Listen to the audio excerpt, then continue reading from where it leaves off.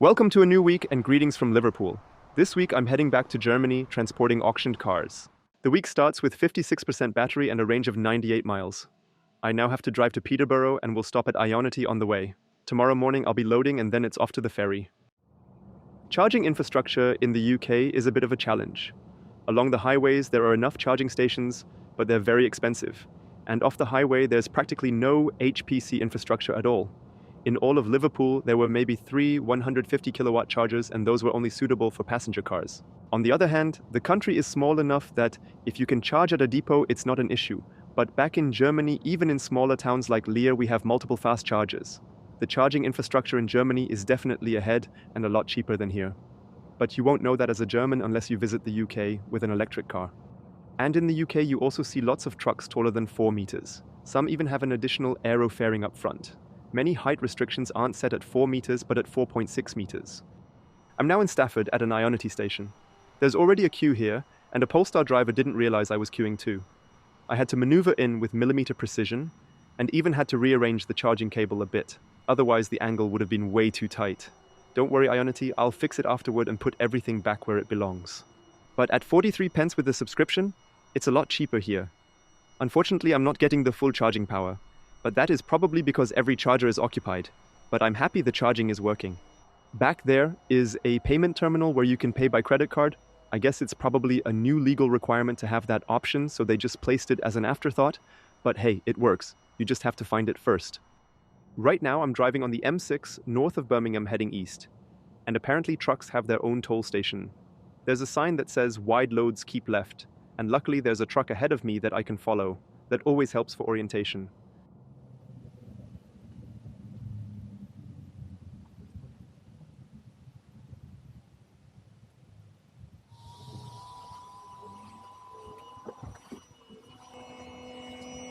£17.40, and the receipt is available online. See.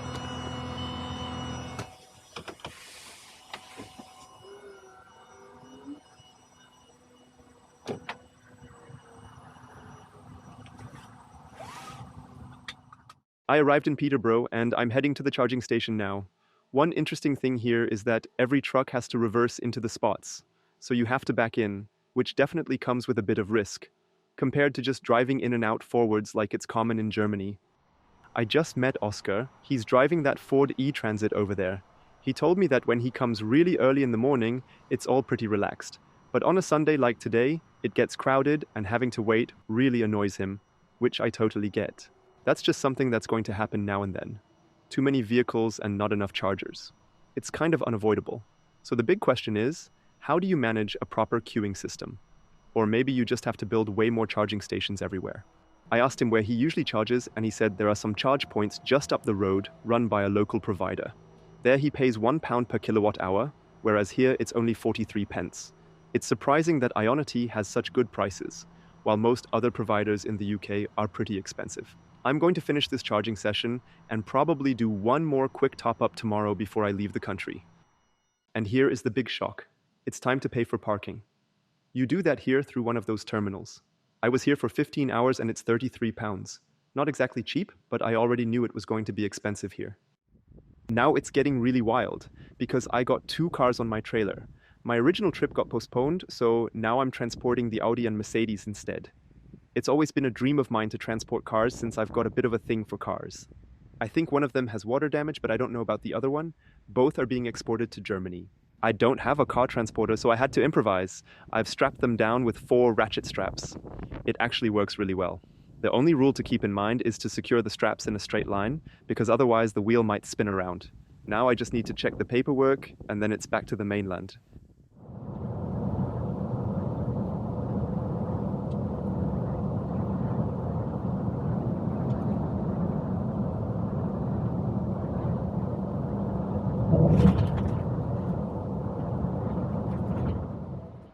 I'm making my last charging stop right before Dover.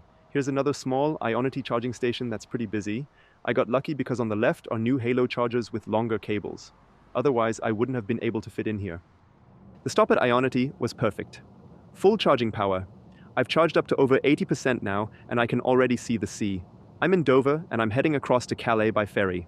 I haven't booked a ferry, so I'm doing everything spontaneously. but apparently they leave every half hour, so it should work out. Let's see how long it takes, because I will still need to find a parking spot after leaving the ferry. The evening isn't going as planned. I still haven't received the T1 document from the customer. This is required for internal EU transport, so you don't have to go through customs at every border, but only at the destination country. Since I don't have it, I drove another 20 miles back to the customs office, but I'm also missing a GMR number because the customer hasn't sent it either. So I can't leave the UK yet. But I'm not allowed to stay here overnight, so I have to find a parking spot. If you want to send goods within the EU, it's really convenient. But unfortunately, exporting from the UK is much more complicated. I'm back at the rest area where I was earlier. Tomorrow morning I'll charge the truck again and then just wait until I get the export number and documents. I just saw that this truck has the third axle hidden behind the cover. I found out that it's not so much about the weight, but actually a tax benefit for having 3 axles in the UK. The weight is better distributed this way, and it reduces the strain on the roads. Now we have something rare. The sun is coming out in the UK just as I'm leaving. This morning I got up early and went straight to the customs office because I received the GMR number, and now I have the T1 document as well. I'm now charging the truck up again so I can make it through France smoothly. I'm back in Dover, and today the trucks are lined up all the way onto the highway. That's going to take a while now. It worked out. I got a ticket for the ferry, and I can even get some food on board. The crossing takes about 1.5 hours. I can also shower, and there's free Wi-Fi. Makes the trip way more enjoyable. But ferry rides are always cool.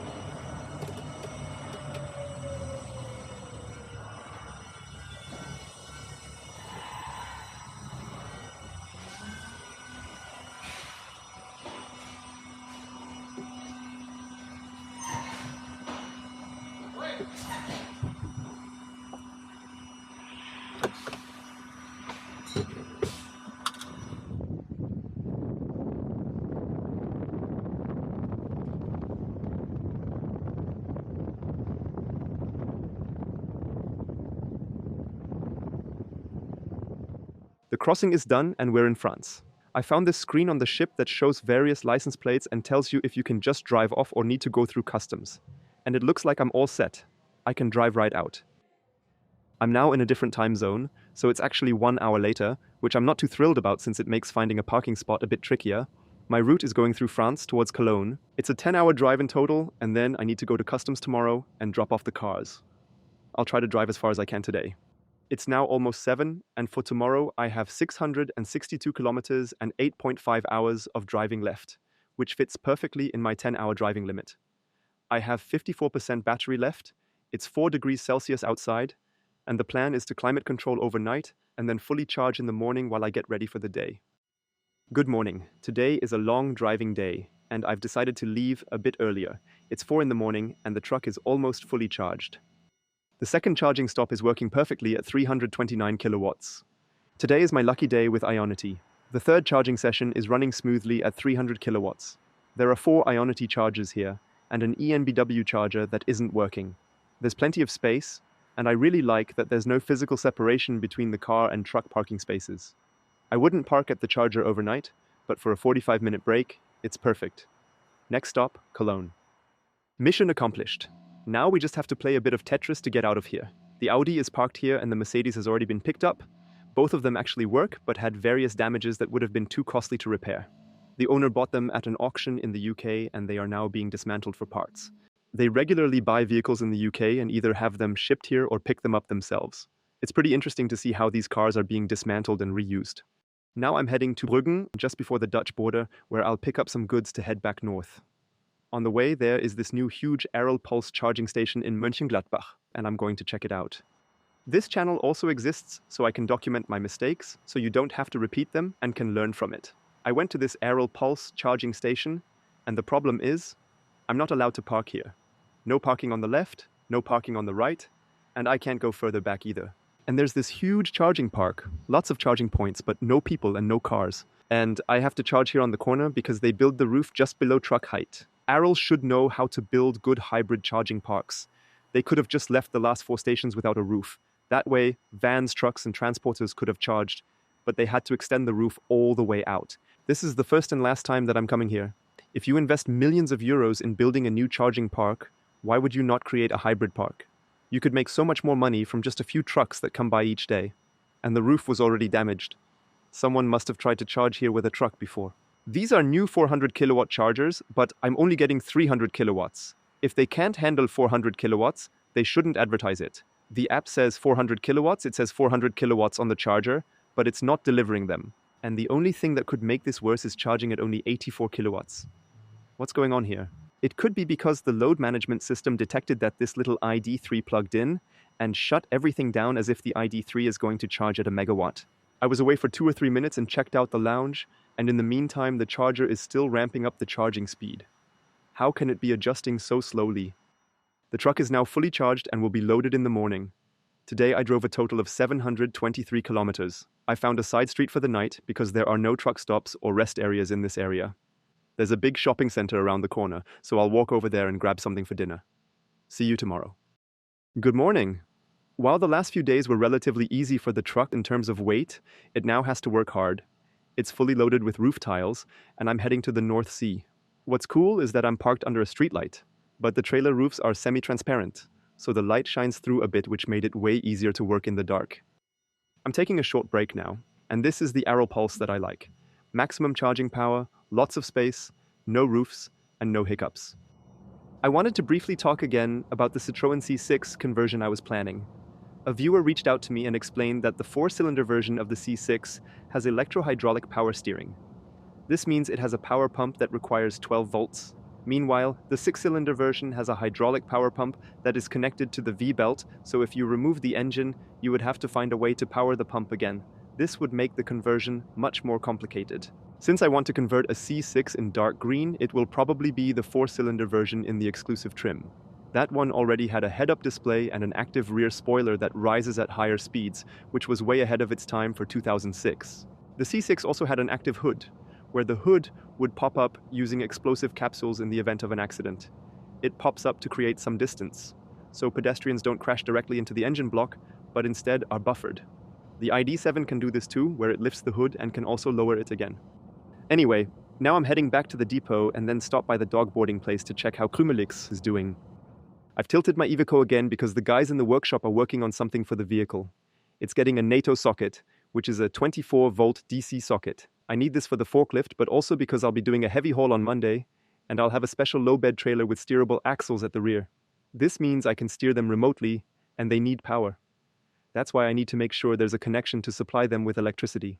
And you can also see that the coolant issue is no longer present. There's no more coolant loss. Maybe there was never enough in the first place, and it just crossed some threshold, but now I can continue driving without any concerns. Now the interesting question, why is this thing called a NATO socket? It actually comes from NATO, as they had the problem that various countries had different trailers, trucks, equipment, all with different sockets. So they agreed on a standard to ensure smoother operation. Yesterday, I picked up little Krümelix from the dog boarding place, and he's recovered well. He's running around like crazy again. The dog boarding facility was really nice, and it's good to know that if I travel to the UK again, I have a place where I can leave him safely. But this morning, I had a bit of a scare. I was out with the dog, but he wasn't wearing his reflective vest because there's really no traffic here. It's an industrial area with no traffic. But then there came a garbage truck, and Krümelix decided to sit behind it. Suddenly, the garbage truck started reversing. At first, I didn't realize what was happening and the dog didn't move. I called him, but he didn't budge. The truck was getting closer, so I jumped in and pulled him out of the way to make sure he wouldn't get run over. That was the closest call I've ever had, and it made me realize how quickly normal situations can become dangerous. The next few weeks are going to be really exciting because there's a heavy transport coming up. Then I'll be taking the Iveco to the dyno to prove that it really has over 1,000 horsepower. And I'll be looking into battery swapping systems for trucks. If you enjoy this channel, it would be awesome if you could support it financially through a YouTube membership. It might not seem like it, but this channel takes a lot of work. and it's currently not sustainable without additional support. Thanks, and we'll see each other next week. Until then.